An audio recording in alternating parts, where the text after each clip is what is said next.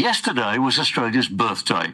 It was the anniversary of the day when 6 Australian colonies came together in a federation to form a nation, and that happened at midnight on January the 1st, 1901. So yesterday was our 125th birthday as a nation. Happy birthday, Australia. And what was done to mark our national birthday? Well, did you notice anything? Now, I deliberately didn't mention this last night because I was waiting to see if anything would be done to mark the birth of the Commonwealth of Australia. And since the day has pretty much slipped by, clearly I need to speak up. Is it possible to mark January 1st each year as Australia's birthday? As we recover from the excesses of the night before, should we switch to another national celebration? Without abandoning Australia Day on January 26th, can we add an extra little celebration on January the 1st? Now, I'm going to suggest we could and we should. It has been referred to as Federation Day, and a column under the name of our Prime Minister on Federation Day appeared in the Sydney Morning Herald, mainly about how different and cute Aussie animals are. But more is needed. What was born on January the 1st, 1901 was more than 6 colonies federating. It was a modern nation being born. And the day a nation, any nation, is born is an important day.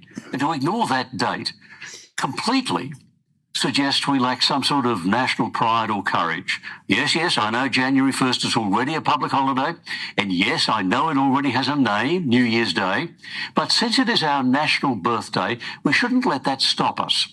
For a start, keep January 1st as a gazetted national public holiday, but change that gazetting so that from now on it is called Foundation Day. Now, that's an expression that was used in the early 1800s when the children of convicts, who called themselves New South Wales natives, celebrated the birth of the colony. So the name has a history. Oh, I quite like it. Now, if you can think of something better than Foundation Day, go for it. But that's my nomination for the official name that should be given to January 1st each year. And what should be done each Foundation Day? Well, it doesn't need to be much.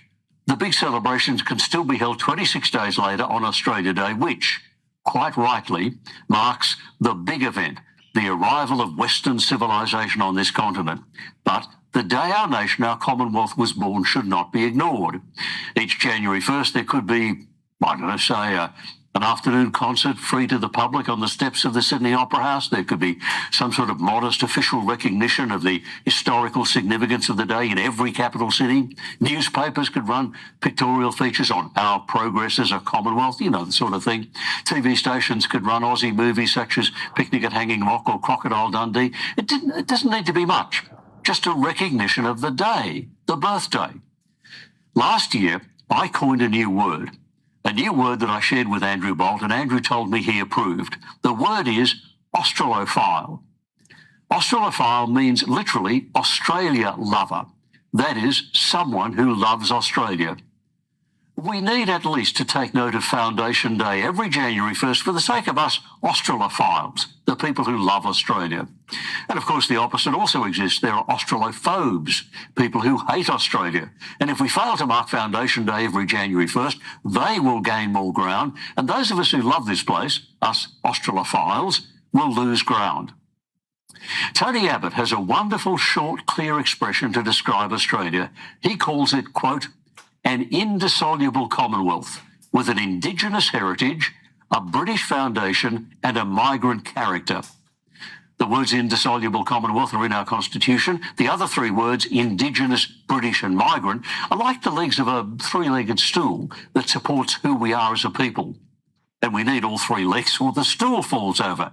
We need to be happy to be Australians. We need to celebrate our character, Indigenous, British, migrant.